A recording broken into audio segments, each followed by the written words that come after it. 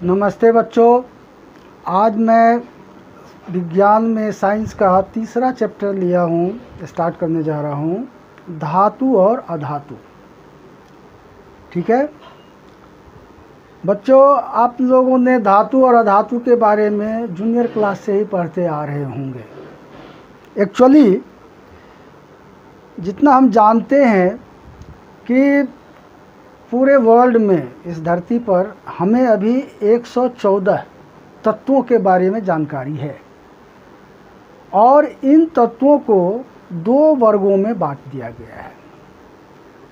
कुछ तत्व धातु होते हैं और कुछ तत्व अधातु होते हैं। ठीक है, ये आप लोग 8 में भी पढ़ा होगा, पहले से भी जानते हैं कि धातु क्या होता है और अधातु क्या होता है। ठीक है ना। तो खास करके कुछ उसके फिजिकल प्रॉपर्टीज़ हैं जो आपने पहले से जानते होंगे, जैसे कि ये धातु और अधातु। धातु आघातवर्धी होते हैं और अधातु आघातवर्धी नहीं होते हैं। आघातवर्धी का मतलब आप जानते होंगे कि जिसे पीटने पर हम पतले सीट में कन्वर्ट कर सकते हैं, उसको बना सकते हैं, लेकिन अधातु को हम नहीं ऐसा कर सकते।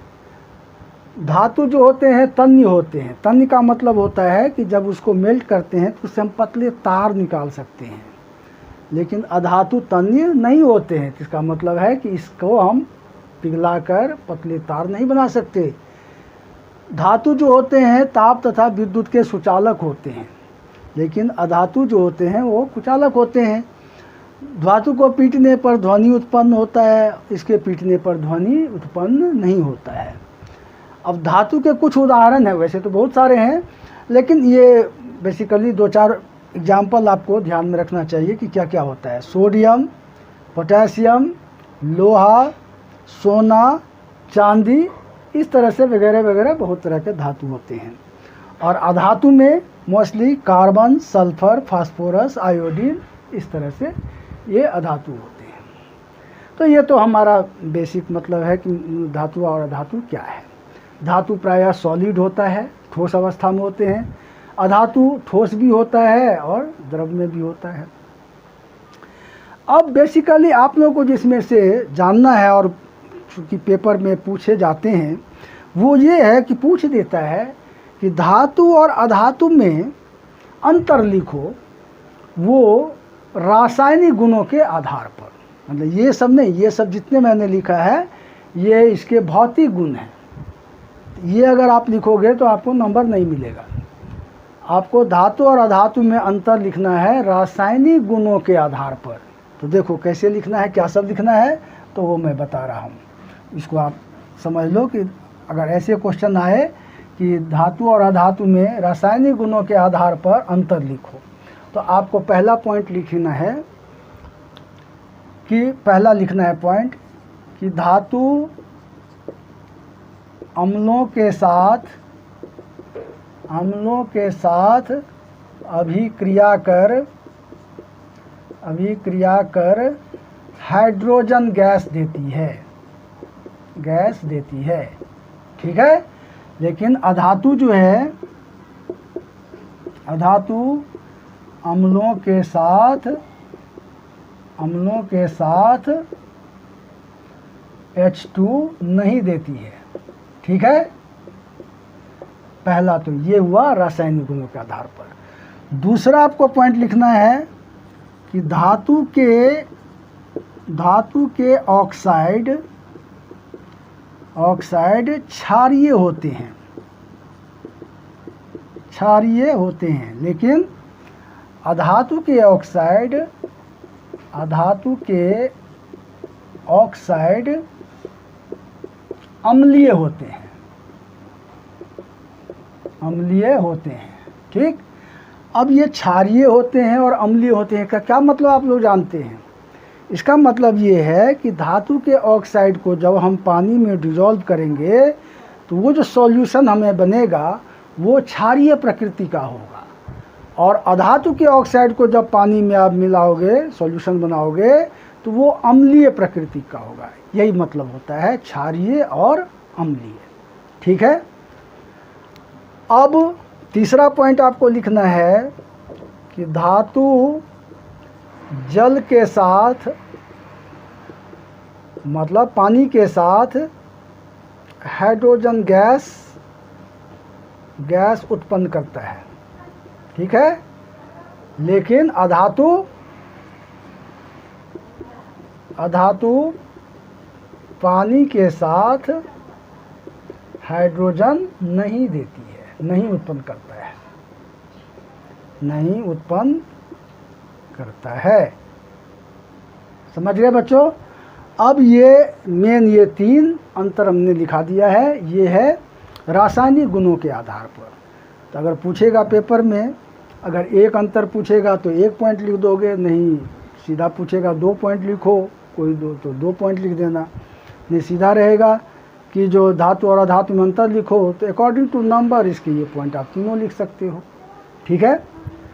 तो आप समझ गए होंगे कि धातु और अधातु में रासायनिक गुणों के आधार पर क्या अंतर हम लिख सकते हैं।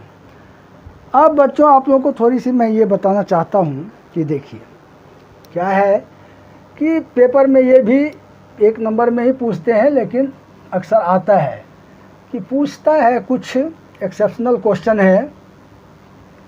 अभी मैंने आप लोगों को कहा है कि धातु प्रायः ठोस अवस्था में होते हैं, ठीक है। धातु प्रायः क्या होता है, ठोस अवस्था में होते हैं, लेकिन उसमें अपवाद है। कोई धातु ऐसे भी होते हैं जो द्रव अवस्था में होते हैं। तो पूछेगा पेपर में कि ऐसे धातु के नाम बताओ जो द्रव की अवस्था में रहते हैं। तो उसमें जवाब आता है पहला कि द्रव की अवस्था में जो धातु होते हैं, अवस्था में धातु जो होते हैं उसका नाम है पारा। अंग्रेजी में मरकरी कहते हैं, इसका सिंबल है Hg। देखिए ये पारा जो होते हैं है धातु, लेकिन ये हमेशा द्रव के रूप में होता है। आपने देखा होगा कि थर्मामीटर में पारे का यूज होता है, ये द्रव की तरह होता है, लेकिन ये है धातु, ठीक है। दूसरा आता है कि ऐसे धातु के नाम बताओ, धातु के नाम जो चाकू से काटा जा सकता हो, चाकू से काटा जा सकता हो। तो ये इसमें 2 हैं, एक है सोडियम और दूसरा है पोटेशियम, ठीक है। समझ रहे हैं। ऐसे ये 1-1 नंबर में आते हैं, धातु का नाम जो चाकू से काटा जा सकता है। तीसरा पूछेगा कि धातु जिसे हाथों पर रखने से पिघलने लगता है, ठीक है। इसमें 2 धातु हैं जिसका नाम है सीजियम एंड गैलियम। ये गैलियम और सीजियम जो होते हैं इनके मेल्टिंग पॉइंट बहुत कम होता है। हमारे बॉडी के टेम्परेचर से अगर हाथ पर आप रखोगे तो आपके हाथों के गर्मी से ही वो पिघलने लगता है, इतना कम होता है, ठीक है। इसी तरह से आपको पूछेगा चौथा, ऐसे धातु का नाम बताओ जो किसी से अभिक्रिया नहीं करता है, ना वो अम्ल से करता है, ना वो ऑक्सीजन से करता है, ना वो पानी से करता है। तो ऐसे धातु कौन है? धातु जो किसी से अभिक्रिया नहीं करता, किसी से अभिक्रिया नहीं करता है। तो इसमें आता है गोल्ड मतलब सोना, प्लैटिनम। तो एक चीज़ और है इसमें साथ में कि यही कारण है कि गोल्ड और सिल्वर के ही ज्वेलरी बनाए जाते हैं, क्योंकि यह किसी से अभिक्रिया नहीं करता है, तो यह हमारे शरीर को भी किसी प्रकार का नुकसान नहीं पहुंचाता, ठीक है। इसके बाद आता है पांचवा, ऐसे अधातु जो विद्युत का सुचालक होता है, इसमें आता है बच्चों ग्रेफाइट। ग्रेफाइट, ग्रेफाइट वो पेंसिल आप लोगों ने देखा होगा, पेंसिल के बीच में काले काले से जिससे निशान लिखता है वो ग्रेफाइट है। तो वो ग्रेफाइट वैसे है अधातु, लेकिन वो विद्युत के सुचालक होते हैं। ठीक है। अब छठा आता है कि धातु जो विद्युत तथा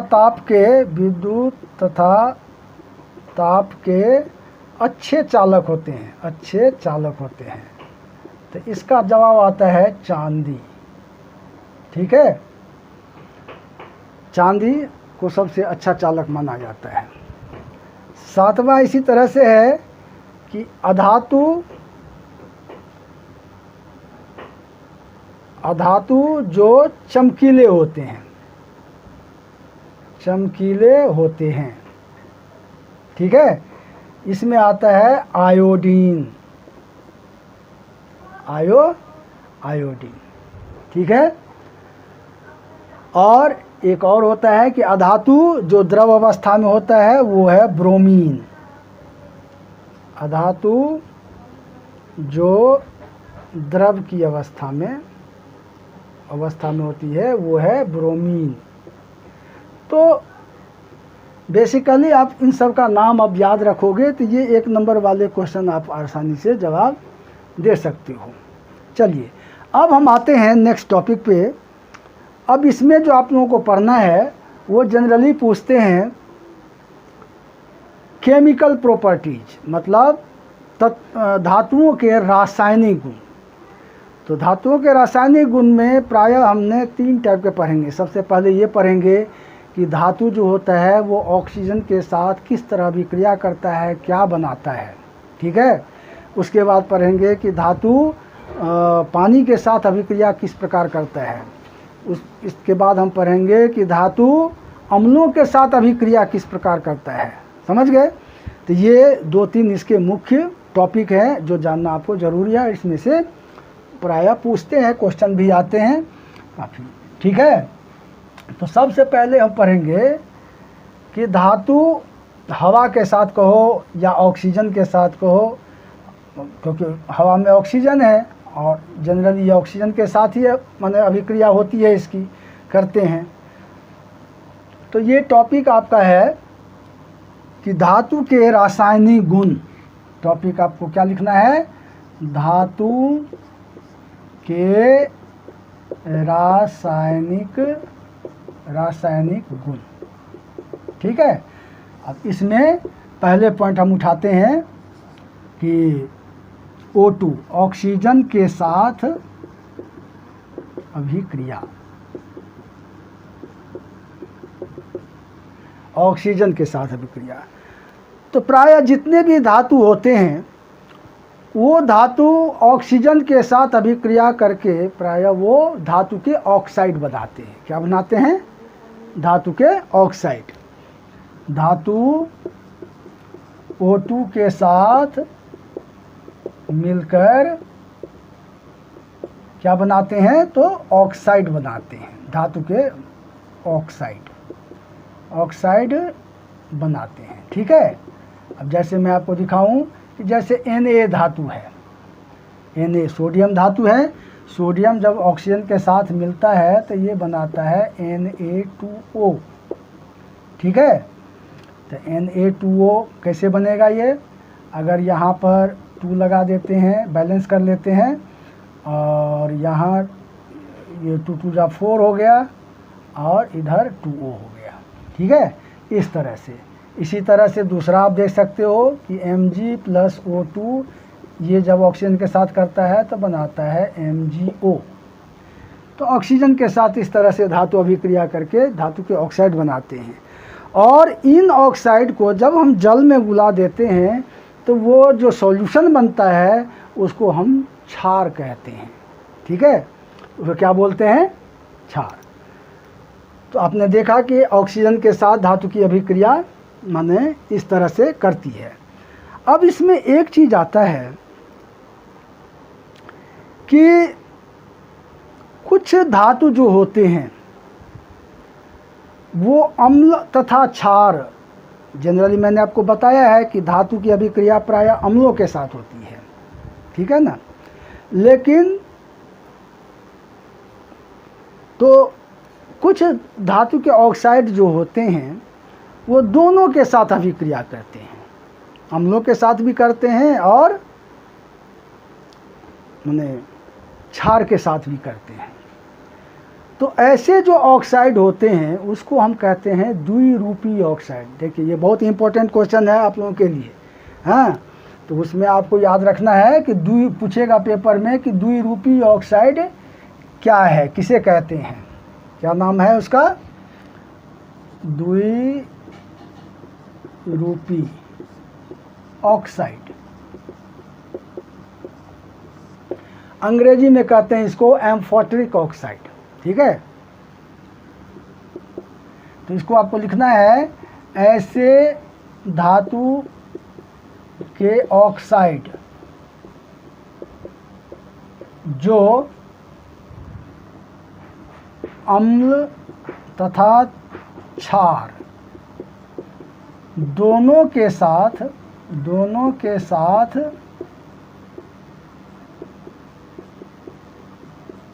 अभिक्रिया कर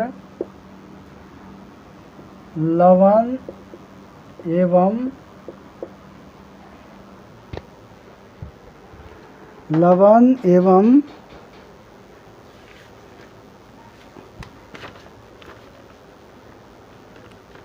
जल, लवण एवं जल बनाते हैं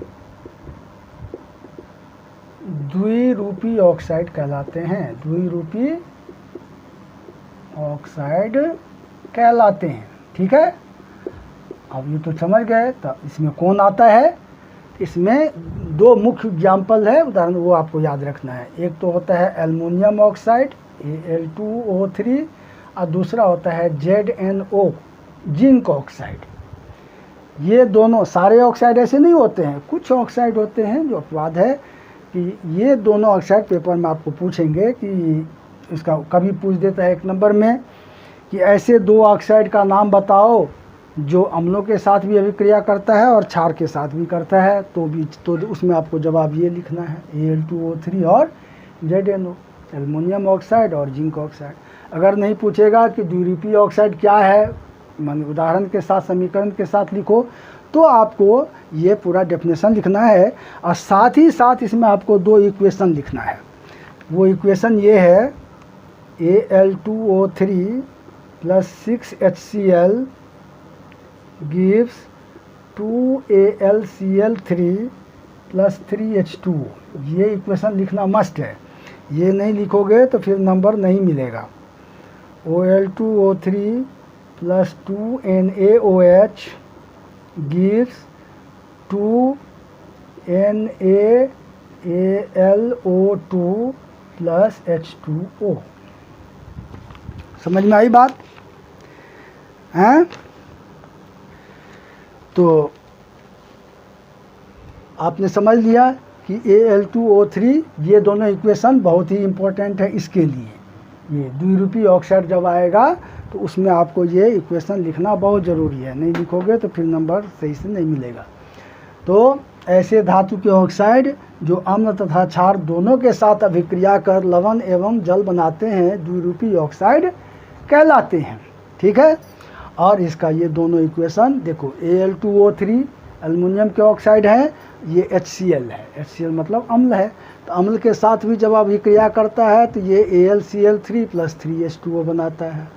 जब यही ऑक्साइड NaOH जो कि एक क्षार है इसके साथ अभिक्रिया करता है तो बनाता है 2NaAlO2 plus H2O, ठीक है। तो कहने का मतलब आपने समझ लिया। अभी तक जो टॉपिक हमने कराया है आपको, तो आज मैं कराया आपको धातु के रासायनिक गुण में जो धातु ऑक्सीजन के साथ किस तरह अभिक्रिया करता है और क्या बनाता है, ठीक है बच्चों। उम्मीद करता हूँ कि आपको समझ में आया होगा। अब हम अगले वीडियो में धातु के जल के साथ, पानी के साथ कैसे अभिक्रिया करता है, फिर अम्ल के साथ कैसे अभिक्रिया करता है, और इसके बाद का टॉपिक हम दूसरे वीडियो में कवर करेंगे। तो इसको आप अच्छी तरह से देख लेना, और ओके, फिर अगले वीडियो में मिलते हैं।